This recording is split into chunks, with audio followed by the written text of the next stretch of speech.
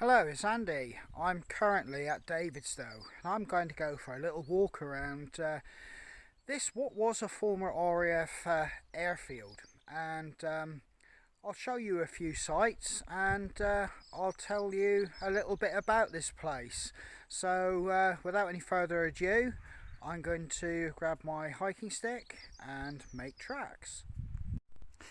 My immediate view from the moorland here, from the airfield, looking further out across the moorland, is Routor, and I'll bring you around to Brown Willie, and they are two of the highest points, peaks or hills in Cornwall, and they do play a part in the story I'm about to tell of this former RAF airfield.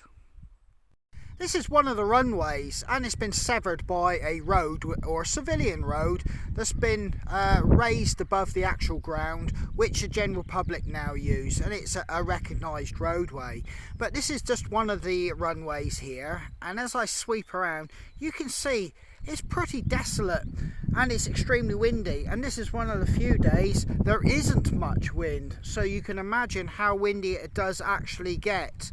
But I'm now bringing you round for the view that a pilot and the aircrew from a Liberator, Boeing Fortress, Lockheed Hudson, Bristol Beaufighter would have seen before taking off. And indeed, if you look to the right hand side, you can see the control tower still in existence. It's in a poor state of repair, but indeed this would have been a view that the aircrew would have had while he sat here in formation, ready to go out on a mission.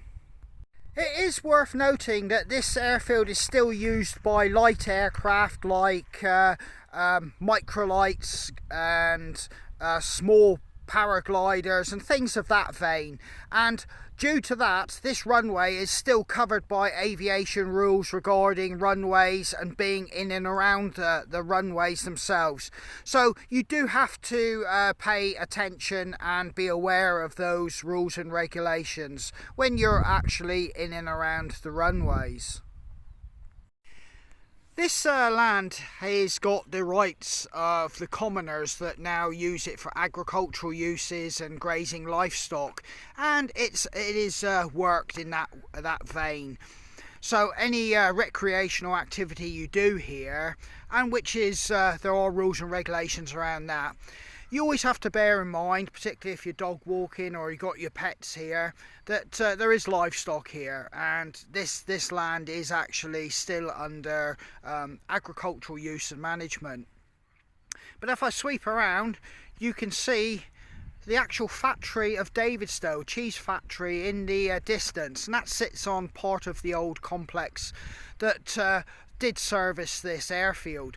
And indeed you can look down and see another runway sweeping off down through to some hangars down the bottom below that radio tower there. If I make my way back around slowly, you can actually see down through this runway, another runway which offered various takeoff options and landing options for the aircraft due to the weather conditions. The wind is actually picking up, which is pretty typical for this particular part of North Cornwall. Now I have the control tower behind me, and I'm just going to walk up to it and we can have a quick look around what's left of it in there, and we'll have a little chat when we get in there out of the wind. As I walk down this concrete path which leads to the runway, it's still there. You've got the building itself. It's quite imposing. It's a lone structure here that's left, and it's adorned with modern art, I think they call it. But yeah, you might call it something else, and I definitely would be calling it something else, but that's just the way things are these days. It's a shame when you consider what this building was actually here for.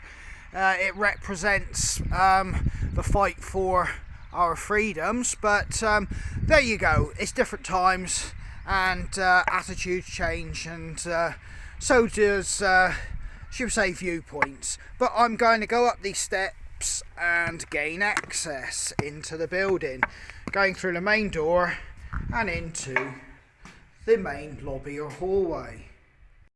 So from the lobby in this control tower, you have what would have been command centres, offices, should we say operation rooms really, working out what was to happen and what needed to happen. As you can see, yet again, there's plenty of colour ornating the walls, and the floor is covered with all types of rubbish, dirt, and even sheet droppings. They do make their way into here to get out of the weather. And I'm coming to the bottom floor here, and if you look out these windows, you can see the commanding view you get out over the runways, and indeed up onto the high ground of the moors. And this main bank of windows looks out onto the primary runways.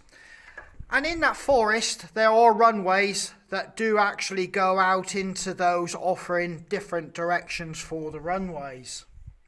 But as you can see, it is a commanding view, and the officers commanding the operations here would have had a really good view on what was about to happen, and keeping an eye on what needed to happen. This structure isn't in the soundest of repairs. There's bits and bobs of brick, whether that's succumbed just to the environment or whether it's been helped by, should we say, bored individuals, I don't know. But in any case, you need to be a little bit aware of what you're doing in here and where you're stepping, and I will say that. But I'm going to make my way back down this lobby, and this time you can see on this side, and there's another bank of little rooms. What would have been in them, I don't know. But as you can see on the floor, there's all manner of rubbish and unpleasantness. Right then, as I come round here, you can see another room here. And indeed, somebody's enjoyed a drink or two in here and left their broken glass and some matches. And indeed, yeah, not very pleasant. Right then, we're going to make our way upstairs after leaving the downstairs portion of this building. To gain access, you have to go up this flight of steps. Now, I'm doing that at my own risk, obviously, and if anybody was to come here, it goes without saying, everything around this is at your own risk. This is an old building, so don't take it for granted that I'm doing it, that, you know, this is obviously a safe practice. You know, I strongly would suggest be extremely cautious or not do it if you're not 100% sure what you're doing. So yeah, straight up these steps. There are no guard railings at the top here. Like I said, you would have to be extremely careful. And yet again, there is more artwork. Somebody obviously had a lot of pocket money for their spray cans. And here we are. Another room here. But this is on the upper level. So obviously, I would suggest this would have been, should we say, more for the top brass and people running the show. Here we are, another office or room. And then the doorway leads right out into the main control tower part. And you can see there are some metal supports there. You can see how damaged the roof is. And yet again, that's another indication. I would not recommend anybody do this.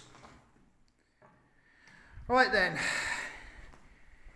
you can, yet again, get a better view completely all the way around the working part of this runway. And indeed, you know, it's spectacular views. And this is looking back out onto the airfield. You can actually walk out onto the plinth, but yet again, I would not recommend anybody, as this is a really old structure. There would have been metal railings, but they are no longer in existence. And indeed, there would have been a top floor, but that is no longer in existence or access. Yet again, I will say it again, don't do what I'm doing here, but I'm just showing you that there would have been access out here for people to have looked out over the working area yet again. So this was part of the RAF Coastal Command, and it actually operated from 1942 to 1945. It wound down really quick after that, and it subsequently saw life as part of a racetrack circuit, but that fell through due to the weather conditions, which I'm now going to touch on in regards to this particular RAF base. Now, this is supposedly one of the highest, or if not the highest, airfield in Britain. And where it's located, as you've just seen earlier, with the moorland and the high ground, and indeed the coast, for the North Cornish coast, weather plagued this actual base. And indeed, it really did diminish the amount of flying days that could be achieved from this base. And in some regards, there were years that up to 80% of good flying weather could have been lost. So from here, Britain's coastal defence would have been initiated, and that would have involved, you know, the enemy submarines, their shipping, and their own coasts of operations on mainland Europe. And from here, the aircrew would go out on their assigned missions and perform those duties. That was not without risk, and indeed, planes and aircrew were lost from here. It's a sad fact that in wartime those things happen, and indeed this base did suffer losses. This airbase does actually have a claim to fame, and that is the Memphis Belle landed here. And that is the Memphis Belle that you may have seen in the films and movies. And that is about an American bomber, Flying Fortress, that completed its allocated number of combat missions that allowed the crew to be relieved from frontline combat operations to a more PR role, promoting the war effort. And that was no mean feat. It was a big achievement.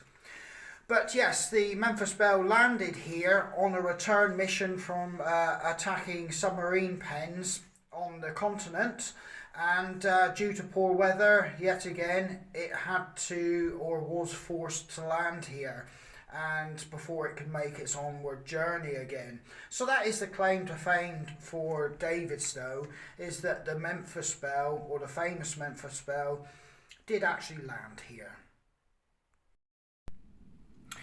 Due to this being a combat base and seeing missions where the air crew sadly did not return and this base suffered losses, there are paranormal sightings, apparitions, and indeed air crew have been spotted in and around the actual base itself. And indeed, this control tower is said to be haunted, apparitions have been seen, and paranormal activity has been recorded or felt by people here. That is entirely open to speculation and how you think and feel about those things. But there is definitely an air about this place after all. So, you know, who am I to judge or make assertions on that particular issue? But yes, there are recorded hauntings at this particular location. Over Over there by the actual factory there is actually a museum which is definitely worth a look because it holds a lot of the history of the people and the activity and indeed this place itself. Definitely worth a visit, and I would strongly suggest you do that. Put a bit of money in the actual box to keep it going. And they did actually let me, by kind permission, take some photos which I will include into this video.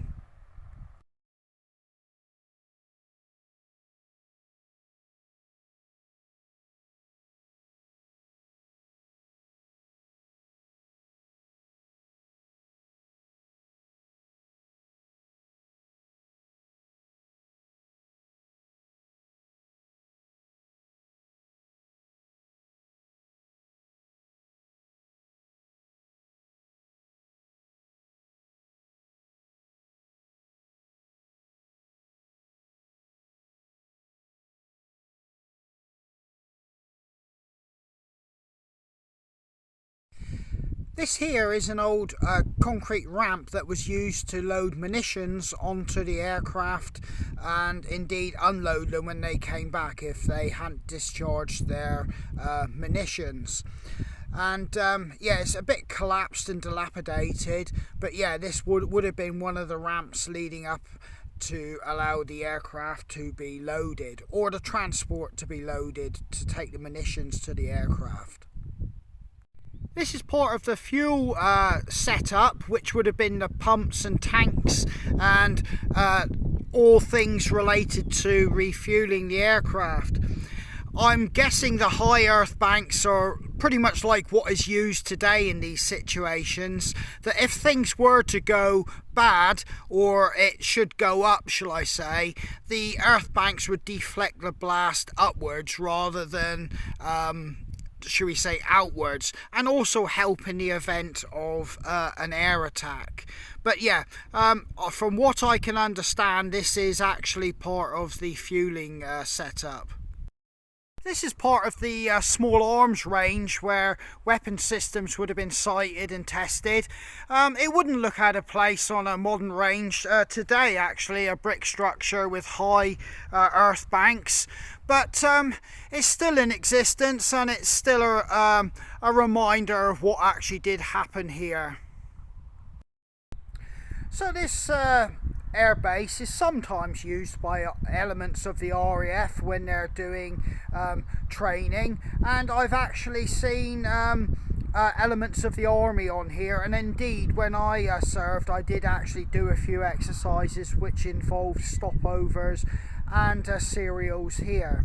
But indeed, for all intents and purposes now, this is just basically common land and is pretty much mostly frequented by sheep, horses and cattle, and occasional dog walker or somebody just curious about what actually did happen here.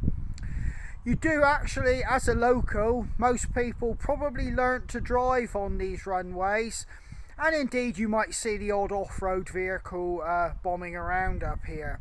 Technically they're not supposed to, but very few people do intervene to stop that. But I'm going to call it a day here. I hope you actually did enjoy just a very quick look around Davidstow Airfield. And it's definitely one of those places that is worth just coming for a quick little look-see, particularly when the weather's nice. When the weather's horrendous, it is bad here. But anyway, I'm going to call it a day here. It's Andy from Folklore Hiking Sticks.